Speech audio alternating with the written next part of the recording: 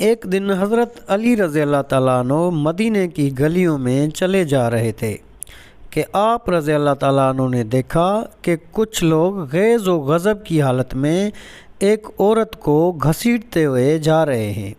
وہ عورت خوف کے مارے کانپ رہی ہے۔ حضرت علی رضی اللہ تعالیٰ عنہ نے پکار کر کہا، تم اس عورت کو کیوں گھسیٹ رہے ہو؟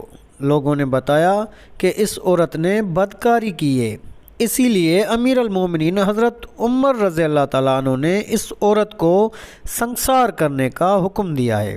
حضرت علی رضی اللہ تعالیٰ نے اس عورت کو ان کے ہاتھوں سے چھینا اور ان لوگوں کو خوب سرزنش فرمائی۔ چنانچہ وہ لوگ حضرت عمر رضی اللہ تعالیٰ عنہ کے پاس گئے اور حضرت علی رضی اللہ تعالیٰ عنہ کے بارے میں بتایا کہ انہوں نے ان کے ساتھ ایسا سلوک کیا ہے۔ حضرت عمر رضی اللہ تعالیٰ عنہ فرمانے لگے، حضرت علی رضی اللہ تعالیٰ عنہ نے ضرور کسی بات کے معلوم ہونے پر ایسا کیا ہوگا، ان کو میرے پاس بھیجو۔ حضرت علی رضی اللہ تعالیٰ عنہ غصے کی حالت میں آئے۔ حضرت عمر رضی اللہ تعالیٰ عنہ نے ان سے پوچھا، آپ رضی اللہ تعالیٰ عنہ نے ان لوگوں کو کیوں واپس کر دیا اور ان کو اس بدکار عورت پر حد قائم کرنے سے کیوں منع کیا؟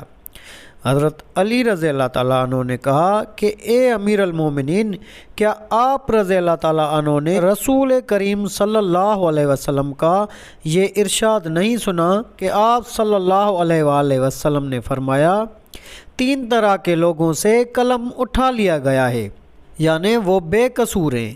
ایک سونے والا آدمی یہاں تک کہ وہ بیدار ہو جائے، دوسرا نابالغ جب تک کہ وہ بالغ نہ ہو جائے، اور تیسرا گناہ میں مبتلا آدمی جب تک باہوش نہ ہو۔ حضرت عمر رضی اللہ تعالیٰ عنہ نے فرمایا کہ ہاں، میں نے یہ ارشاد سرور عالم صلی اللہ علیہ وآلہ وسلم سے سنا ہے۔ حضرت علی رضی اللہ تعالیٰ عنہ نے تبسم فرمایا اور کہا کہ اے امیر المومنین، اس عورت کو کبھی کبھی دیوانے پن کا دورہ پڑتا ہے، ہو سکتا ہے کہ وہ آدمی اس کے پاس اس حالت میں آیا کہ اسے دیوانہ پن کا دورہ پڑا ہو۔ یہ سن کر حضرت عمر رضی اللہ تعالیٰ عنہ نے اس عورت کو رہا کر دیا۔ تو ناظرین کرام، یہ تھی ہماری آج کی ویڈیو۔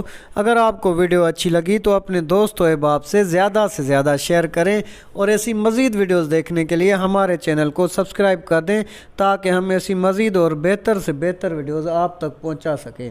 تو اگلی ویڈیو تک اپنے بھائی کو دیجیے گا اجازت۔ اللہ نگہبان۔